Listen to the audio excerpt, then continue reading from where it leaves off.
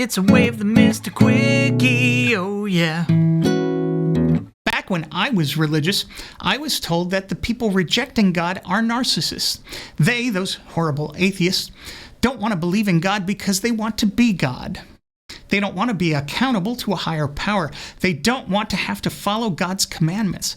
They don't want to be subject to anything but their own primal desires, wants, and needs. I was told that atheists want a world that revolves around them and that they won't acknowledge anything bigger or higher than themselves. This is what I believed when I became an atheist. And if you know my story, it wasn't really my choice. Nor was being an atheist something to which I aspired. On the contrary, and largely because of this exact kind of indoctrination. Plus, I just never liked the taste of baby. Over time, I found out that all of that was untrue. I had and have no desire to play God. Even playing one on screen was never an acting challenge that I actually wanted to take on. I just couldn't find anyone else to take the part. And I certainly don't have a problem being accountable to a higher power, which is why I pay my taxes and follow the laws of this country. Now, I will admit that there are quite a few of God's commandments I don't want to follow. My best friend is a gay man, and what can I say? I just don't want to kill him. Or my female friends who are sexually active and not yet married.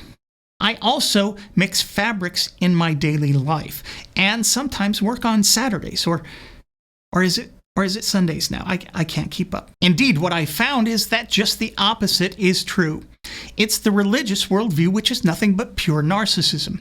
According to the religions based on the tribal war god of Abraham, this entire universe, bigger than we can possibly even begin to imagine, all of it was created so that some species of hominid on one of the zillions of planets therein in some unremarkable galaxy could be the entire focus of an all-knowing, all-powerful super being who needs nothing from anyone. Every other creature on this planet has no value or meaning beyond the use and abuse of that special hominid species who were supposedly told by this all-knowing, all-powerful super being to disregard them, their lives, and their suffering in exactly that way.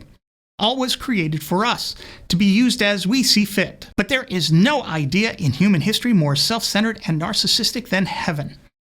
Not only is your existence so important that it must continue forever, but it continues forever alongside the greatest injustice imaginable.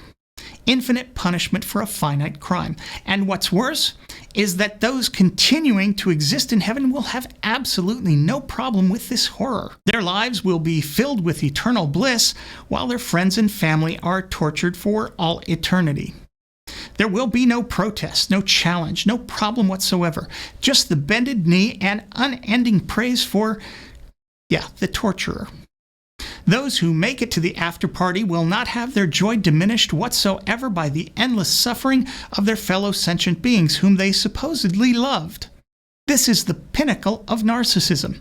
So long as I'm good, to hell with everybody else.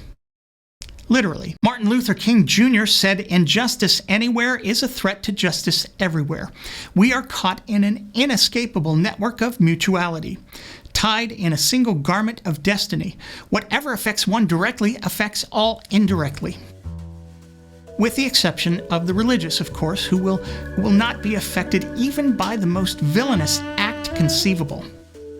That's narcissism, my friends. Again, I'm me. Thanks for watching.